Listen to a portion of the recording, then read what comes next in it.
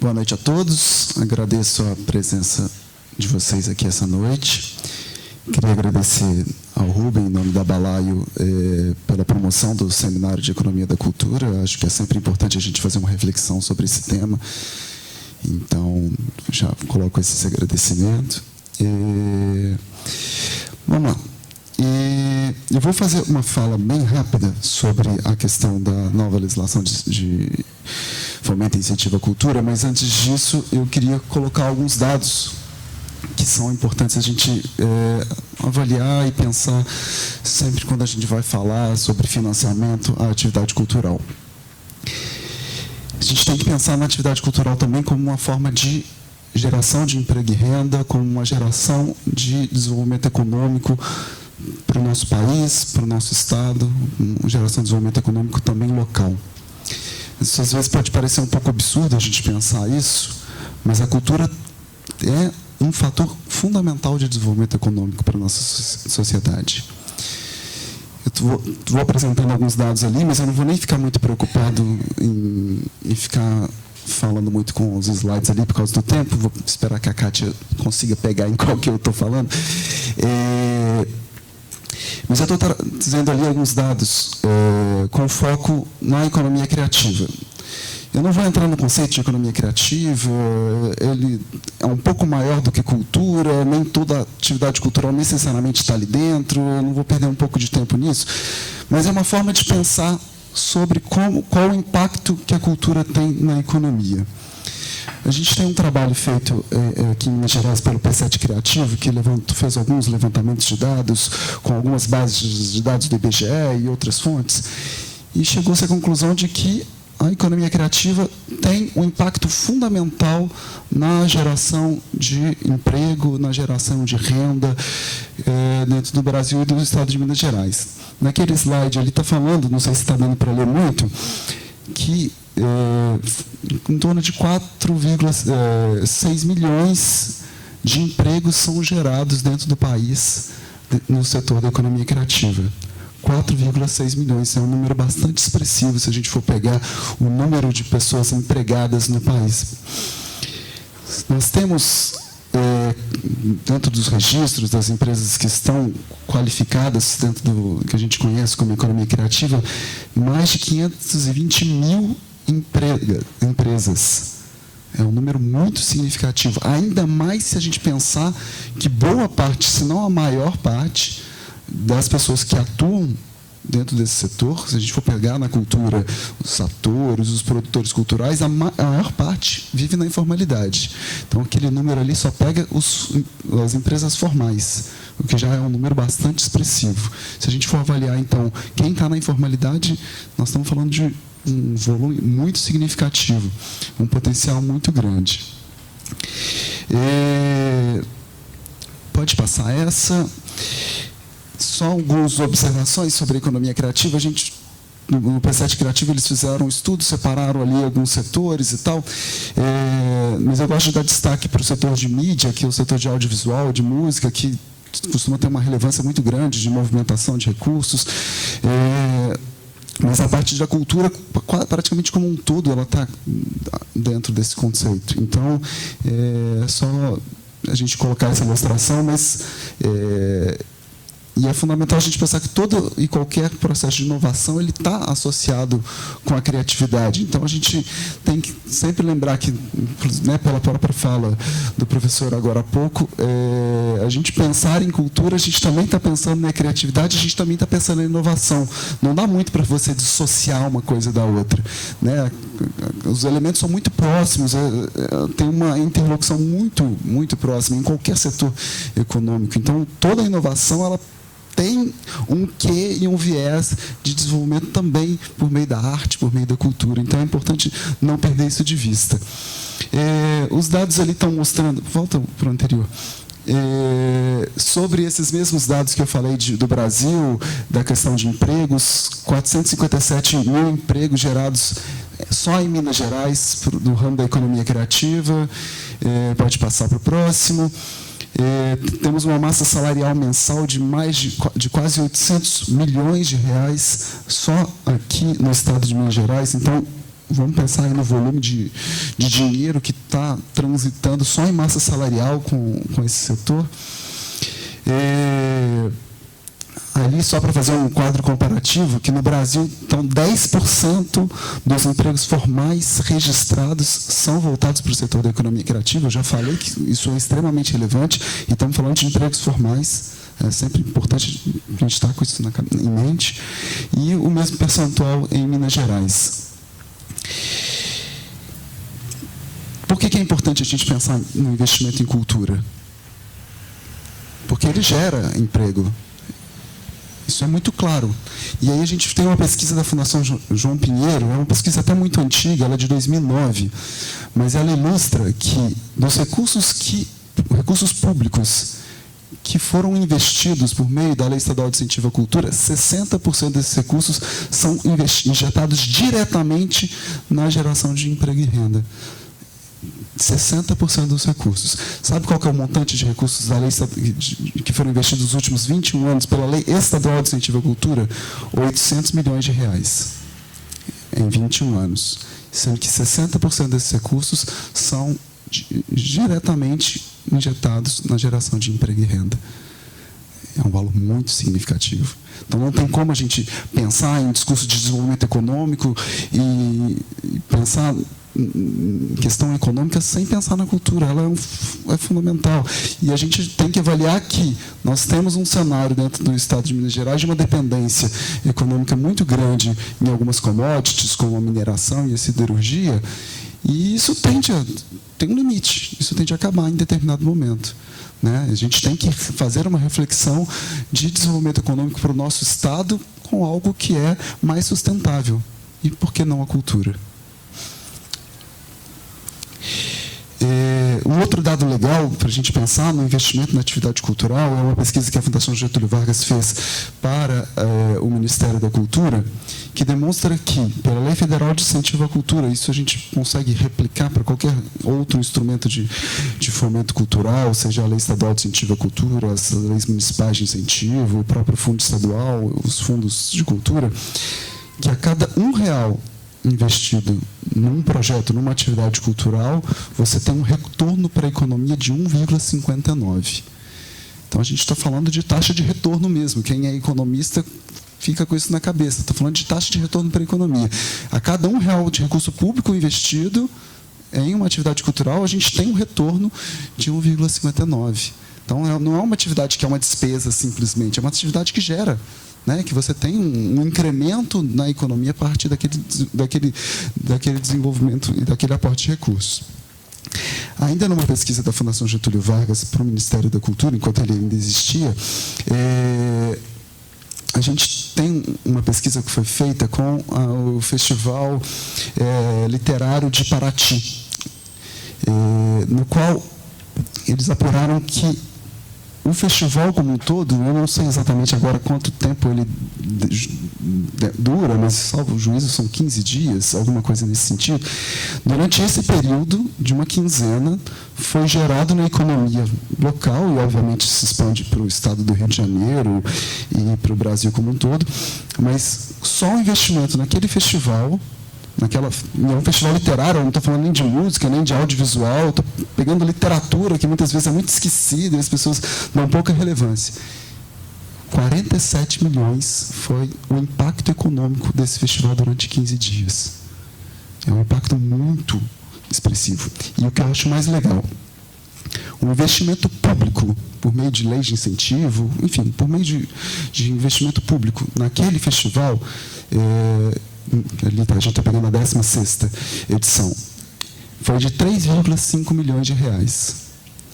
E só de tributos federais, estaduais e municipais, eles teve um retorno de 4,7 milhões. Ou seja, você investiu recurso público no montante de 3,5 e para o próprio poder público houve uma rentabilidade ainda maior de tributos durante todo o festival, de 4,7 milhões. Então, é um dado muito bacana que demonstra o quanto de impacto econômico que a atividade cultural tem. E eu estou pegando a literatura. Se a gente pegasse outras atividades econômicas, talvez esse impacto possa ser maior. Tem um estudo do SEBRAE que faz uma avaliação de acordo com o potencial econômico de cada um dos municípios, e aí vai avaliar qual que é o impacto de cada uma das atividades. Isso é muito legal, porque você faz uma reflexão do que é o potencial que aquela localidade tem. Então, a gente tem que fazer essa reflexão.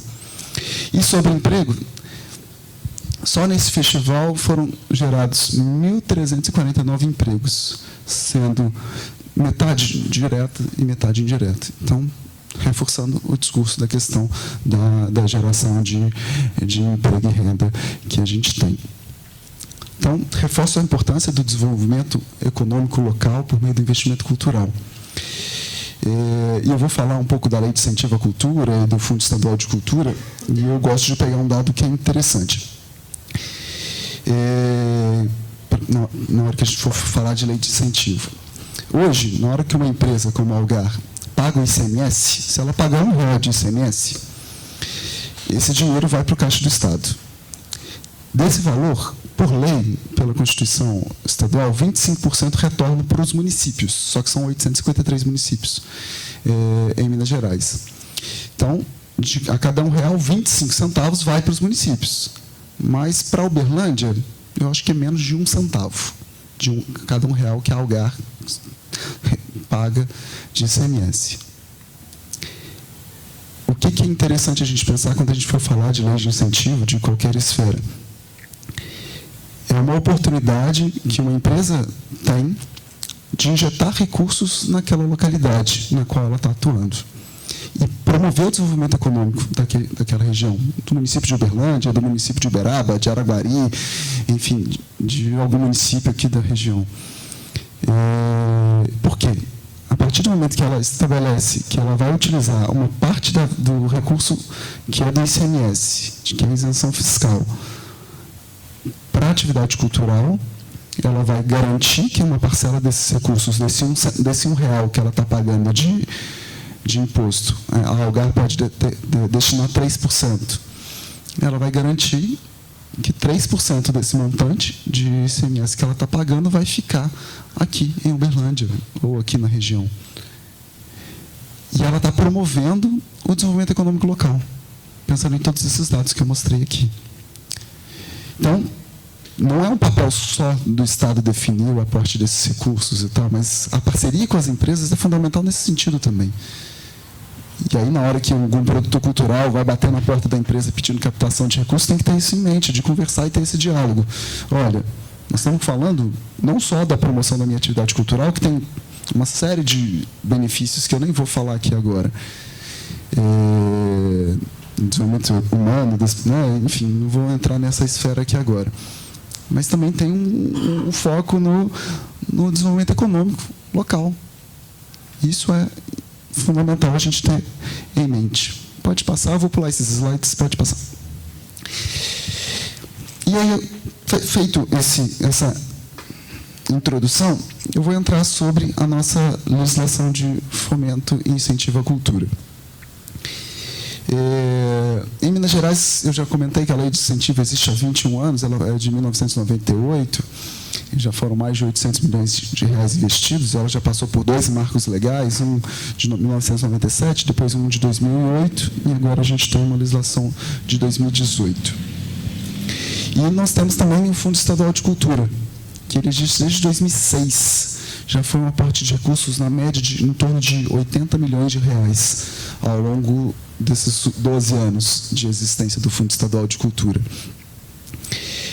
E esses 2 mecanismos são os principais na esfera estadual de fomento à atividade artística e cultural do nosso Estado. E por que não da economia criativa também?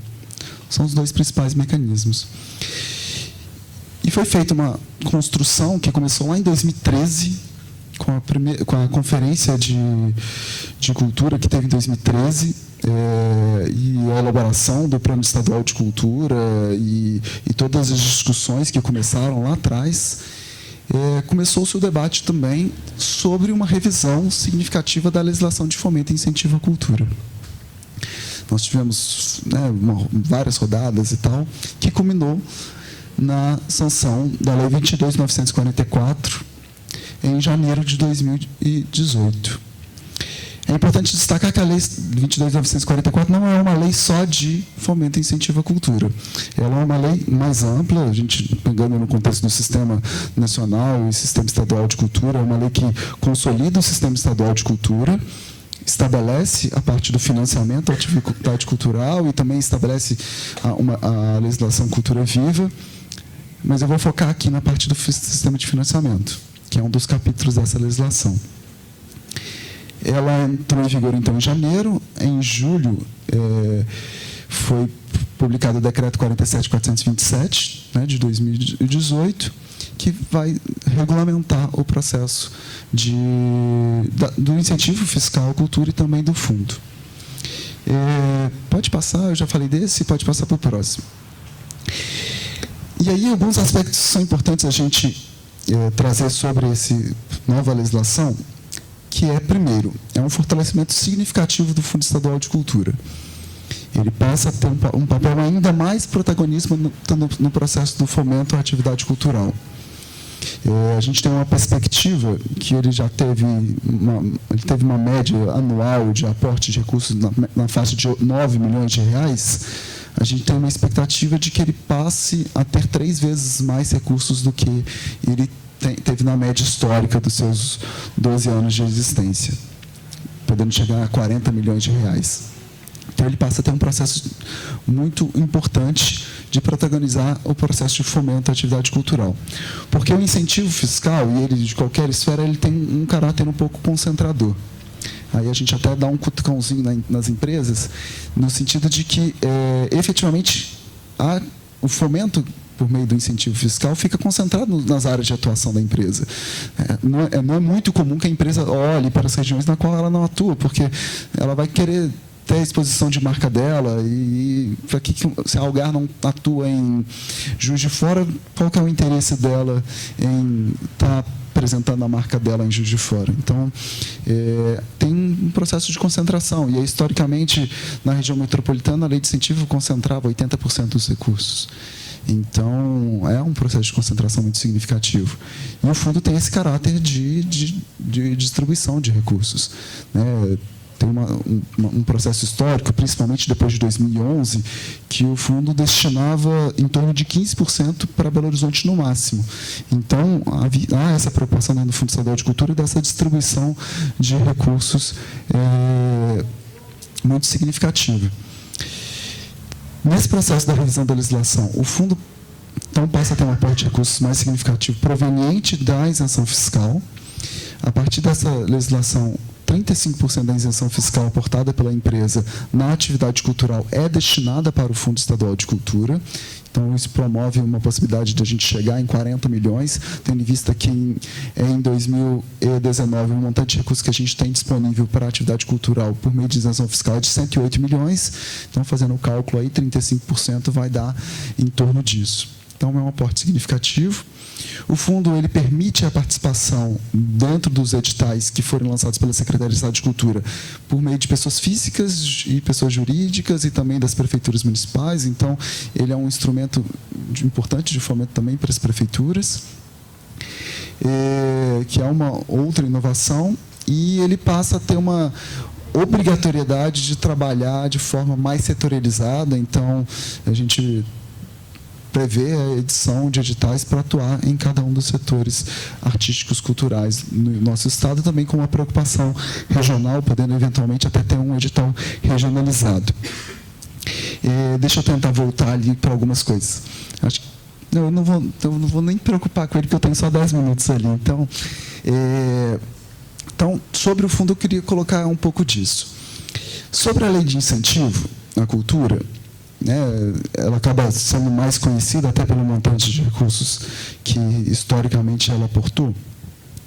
É importante fazer uma observação de que ela usufrui o benefício fiscal por meio do ICMS, que é o principal tributo do Estado de Minas Gerais. E aí sempre gosto de fazer essa observação, principalmente para empresários ou para quem vai fazer a interlocução com as empresas, que é uma dúvida que sempre surge. Para que a empresa patrocine um projeto pela Lei Estadual de Incentivo à Cultura, não faz diferença a forma como ela apura o lucro.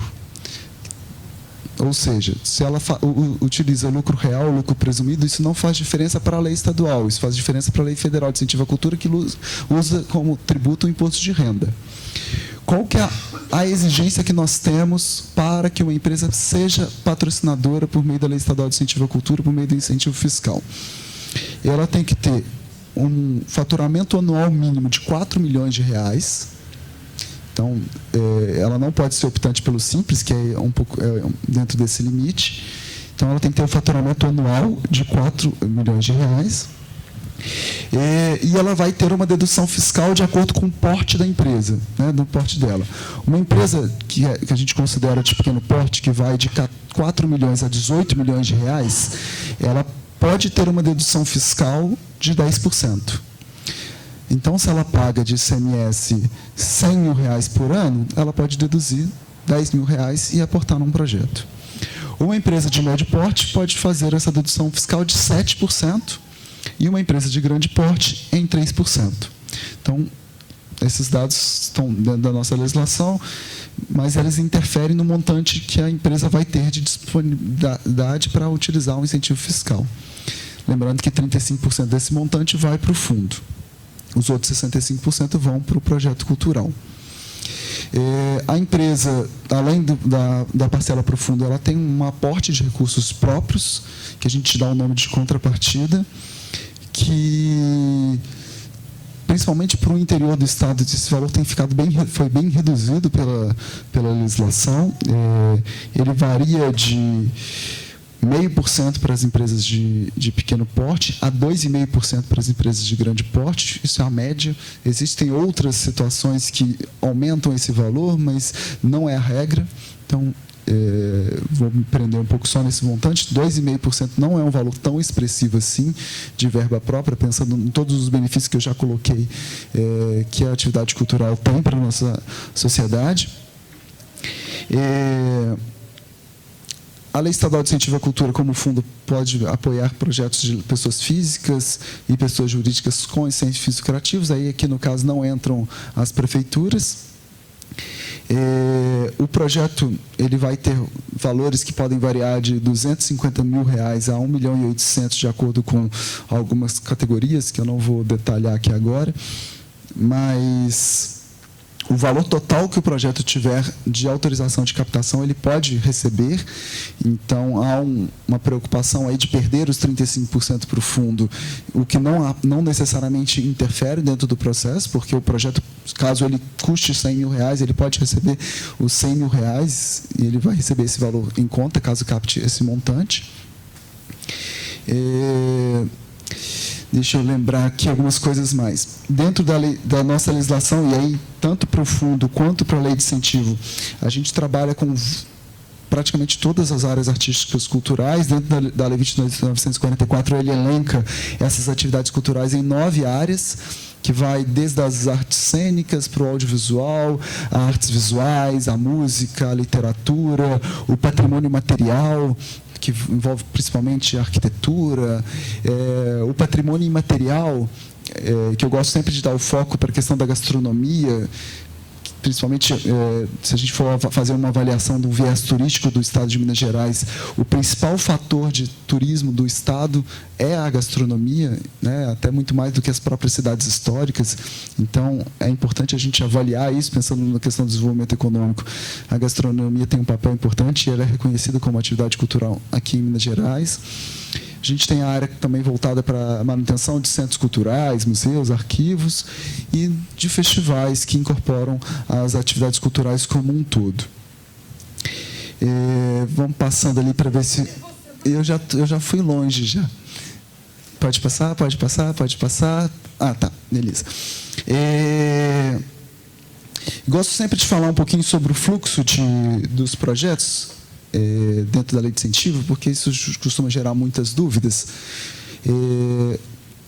Para entrar tanto dentro do fundo quanto da lei de incentivo, é importante estar atento ao edital de chamamento e dar uma lida nos requisitos que são apresentados em cada um dos editais ou na resolução do incentivo fiscal. E a gente passou, desde 2018, a utilizar uma plataforma digital para os processos de inscrição, que eu acredito que facilita muito o processo de quem não é de Belo Horizonte, porque não tem que ficar mandando documentação para Belo Horizonte. A gente recebia calhamaços de projetos aos montes, então a gente sabe o custo que isso envolve para quem está fazendo a produção. Então, a partir do ano passado, a gente passou a utilizar uma plataforma online para a admissão das propostas. E aí, pensando no fluxo do incentivo fiscal, a gente tem o processo aberto pela Resolução 136 de 2018, que estabelece que a gente recebe as propostas por essa plataforma. Esse projeto inserido lá, ele é analisado por uma comissão, que é a Comissão Paritária de Fomento e Incentivo à Cultura do Estado de Minas Gerais, que a gente dá o apelido de COPEFIC. A comissão tem um prazo de 60 dias para analisar as propostas. É importante estar atento aos prazos. É impossível analisar um projeto com menos de 60 dias, então, na hora que for colocar o cronograma de execução, tem que lembrar que o resultado só sai dali a 60 dias do momento da inscrição. A COPEFIC se reúne mensalmente, em reuniões mensais. A gente até está estruturando para que essas reuniões sejam disponíveis, sejam transmitidas online. A gente está fazendo alguns testes em relação a isso. Nessas reuniões são julgadas as propostas. A comissão, o colegiado, ele tem autonomia para aprovar ou não a proposta, então não tem necessariamente uma interferência da Secretaria de Estado de Cultura nesse processo, até porque a comissão ela é composta por 54 membros, sendo 27 deles da sociedade civil, 50%, por isso ela é paritária. Depois que a comissão analisa aqueles projetos que estão aptos, eles recebem, eles são publicados e a gente dá a eles um documento que chama autorização de captação, que permite que os projetos possam captar os recursos. Essa autorização de captação tem o prazo de vigência de 12 meses, podendo ser prorrogado por mais 12 meses. Isso também foi uma mudança dessa legislação agora, que normalmente o prazo de captação era vinculado ao exercício fiscal, isso não existe mais. Então, é um prazo de 12 meses da data da aprovação e também pode ser prorrogado, caso não capte durante aquele primeiro período. Então, ele pode ter, no total, 24 meses para fazer a captação dos recursos. Estando com essa autorização de captação, vai bater na porta das empresas, então vai bater lá na porta da Algar, a Algar vai patrocinar os projetos. Então, a Algar vai assinar, a empresa incentivadora vai assinar a declaração de incentivo, que é o documento que formaliza essa pactuação. Dentro dessa declaração de incentivo vai estar lá descrito o valor que é destinado para o Fundo Estadual de Cultura e o valor que é destinado para a Lei Estadual de Incentivo à Cultura. Desse documento, eu gosto de destacar que ele tem poder de contrato, ele é um contrato assinado entre o produtor cultural, entre a empresa incentivadora e o governo do Estado de Minas Gerais, por meio da Secretaria de Estado de Fazenda. Então, é uma pactuação entre os três, e o descumprimento desse contrato acarreta em multa para todas as três partes. Tendo a declaração de incentivo homologada, a empresa está autorizada a fazer o repasse dos recursos e o projeto está autorizado a ser executado. Eu gosto de dar um destaque sobre esse processo fiscal propriamente dito, que é a parceria que a gente tem fundamental da Secretaria de Estado de Fazenda nesse processo. Eu já me reuni com vários auditores fiscais e com o sindicato dos auditores fiscais ao longo desse tempo que eu estou na lei de incentivo. E uma conversa que a gente sempre tem muito é que há um mito muito grande de que as empresas serão mais fiscalizadas a partir do momento que elas usufruem o incentivo fiscal, elas vão ser mais visadas pelo fisco estadual, e a conversa que a gente tem é justamente o contrário. A Secretaria de Estado de Fazenda entende esse processo como muito legítimo e eles consideram as empresas que usufruem o incentivo fiscal, tanto a cultura quanto o esporte, como empresas que são parceiras do Estado no desenvolvimento das políticas públicas. Então, eu costumo dizer que os fiscais da Secretaria de Fazenda costumam até ter uma mão mais leve com as empresas que são incentivadoras. Então, é um discurso que é importante ter em mente também. E E aí, outra coisa que eu gosto de destacar para as empresas é que o processo de participação delas é muito simples dentro do incentivo fiscal. Ela vai assinar a declaração de incentivo, que, se tudo der certo, até o final do ano, a sua assinatura vai ser até digital, não vai precisar de mais de tramitação física. Então, a gente vai diminuir um pouco mais do processo burocrático que a gente tem hoje. E aí, além de assinar a declaração de incentivo, faz o repasse dos recursos, faz o lançamento lá no documento de arrecadação que chama DAP. O contador tem que fazer um lançamento específico no campo 98 da DAP. É um lançamento que ele tem a mais da apuração fiscal. Então, se o contador falar que é muito trabalhoso, é muito pelo contrário, é pagar, assinar a DI, pagar e preencher a DAP. Acabou. É um campo a mais que ele preenche, é um campo. Eu fiquei curioso sobre isso, eu pedi para o pessoal da Secretaria de Fazenda mostrar o formulário, é um campozinho só que ele vai preencher. E acabou. A participação da empresa se encerra ali. Se ela quiser fazer o acompanhamento, aí é opção dela, porque a responsabilidade pela prestação de contas e pelo acompanhamento e monitoramento do projeto é responsabilidade toda da Secretaria de Estado de Cultura. O projeto tem que prestar contas, a gente tem uma instrução normativa referente a isso, mas a responsabilidade é integralmente da Secretaria de Estado de Cultura de fazer esse processo de acompanhamento. Acho que do fluxo, acho que acaba. Pode passar? Não pode, porque eu falei disso tudo. Acho que eu já acabei. Falei um pouquinho rápido, se alguém, não sei se vai ter algum tempo para perguntas e tal, mas é só para fazer um panorama mesmo geral sobre a importância dos mecanismos de incentivo e aqueles que não conhecem, pelo menos começar a conhecer. Obviamente, numa fala de 25 minutos não dá para a gente detalhar com muito cuidado isso. Aqui a ideia não é nem fazer uma oficina de elaboração de projetos nem nada, mas para destacar a importância e que os produtores culturais também conheçam os mecanismos, né, da lei de incentivo e do fundo como possibilidade também de execução das suas atividades. Tá bom? Então é isso. Obrigado.